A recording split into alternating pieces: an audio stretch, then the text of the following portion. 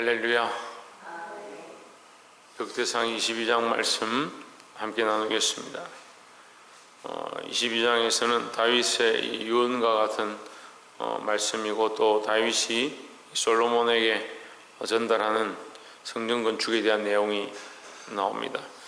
22장 1절에서 다윗이 이르되 이는 여호와 하나님의 전이요 이는 이스라엘의 번제단이라 하였더라 했습니다.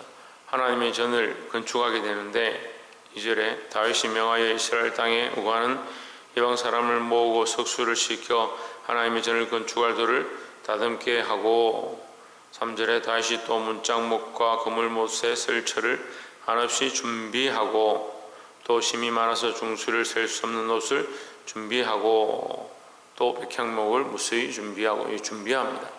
그러니까 다윗은 결국 성전을 건축하지 못하고 준비하는데 그쳤습니다. 그런데 이 준비하는 것이 더욱 중요하죠. 건축을 하려면 준비하지 않으면 할 수 없는 겁니다. 우리가 하나님의 전을 건축한다 할 때 나는 어떤 사람이 되느냐? 준비하는 자가 되어야 합니다. 예배도 준비하는 자가 되어야 하고, 기도도 준비하는 자가 되어야 하고, 찬양도 준비하는 자가 되어야, 준비가 되어야 할 수 있습니다. 이게 예배의 기본 요소인데, 준비하지 않으면 그냥 적응해서 하는 게 아니다 이거죠. 우리가 준비해서 하나님 앞에 나와 예물도 준비하고 마음도 준비하고 모든 것을 준비해서 하나님 앞에 나올 때 하나님께서 이것을 받으시고 인도하신다라는 거죠. 결국 우리가 다 하는 것처럼 보이지만 이것을 인도하시는데, 성령께서 인도하시는데, 우리가 먼저 뭘 해야 되냐? 준비하고 하나님 앞에 나오는 것이 필요하다. 또한 이 준비하는 것은 우리가 다음 때를 준비하는 겁니다. 지금 내가 준비해야 다음에 하나님의 역사가 있다는, 지금 내가 주님 앞에 드릴 것들을 준비하면 다음에 것이 있다. 그래서 사람들이 곡식을 심으면 곡식을 거두고 나서 그 다음에 어떻게 합니까? 이걸 다 먹어버리지 않습니다. 그 다음 이게 씨앗으로 남겨두는 겁니다. 씨앗으로 남겨두지 않고 이걸 다 먹어버리면 다음 해는 더 살기 힘들어지는 거예요. 우리가 배가 고프다 해서 지금 이 씨앗까지 다 먹어버리면 망하는 겁니다. 그 다음이 망하는 겁니다. 우리가 이것을 남겨두고 준비해야 된다. 왜? 다음을 위해서 준비하는 거죠. 아무리 배가 고프고 힘들어도 다음을 위해서 준비한다. 우리가 지금 하나님의 은혜를 구하고 하나님의 말씀대로 준비해서 내 다음 세대, 지금 다음 시대를 준비하고, 또 우리가 지금 하나님 앞에 기도하고 엎드려 구하는 것이 뭐냐? 지금 나를 위해서 구하는 것보다 다음 세대를 위해서 구하고 어린 생명들 위해서 계속 우리가 기도해야 된다라는 겁니다. 지금 우리 교회도 그나마 아이들이 많았는데 이거 환난과 고난 가운데 아이들이 많이 빠져나갔습니다. 우리가 뭘 해야 되냐?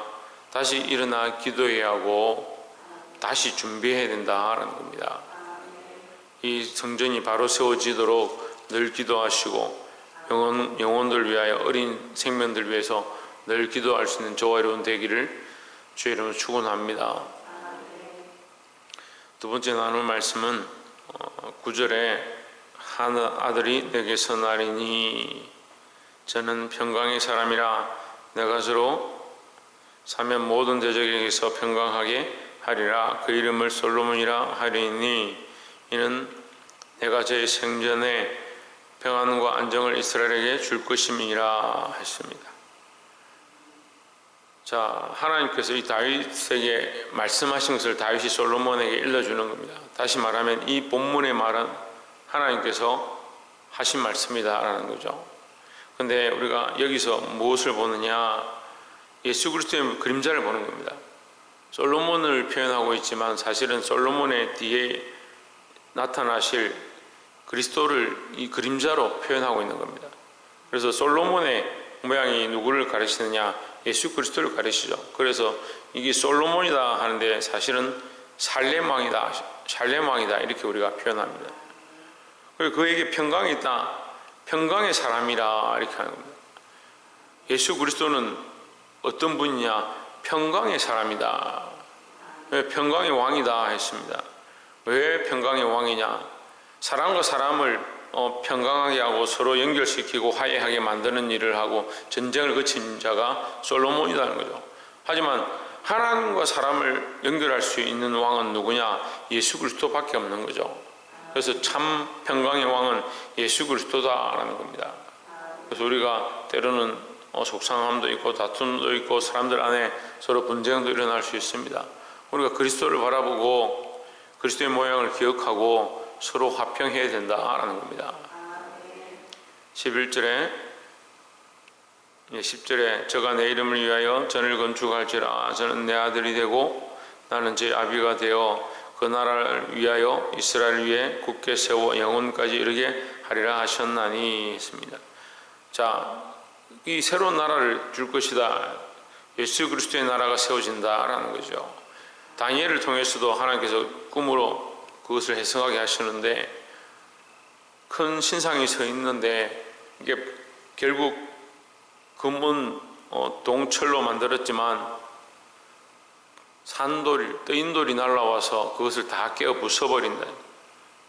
이 떠인돌이 뭐냐? 예수 그리스도다라는 겁니다. 예수 그리스도를 산돌이라 하죠. 세상의 모든 권세는 그리스도 앞에 다 무너지게 되어 있다라는 겁니다. 예, 그리스도로 말미암아 이루어질 그 나라를 우리는 사모합니다.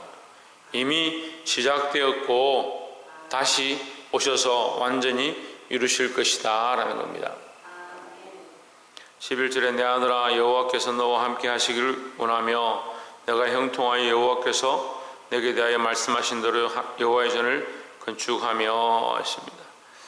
자, 이것은 이제 다윗이 솔로몬에게 하나님께서 주신 말씀으로 유언으로 주었는데 결국 이 솔로몬의 모습 뒤에 그리스도의 오실 모양을 우리가 보는 겁니다.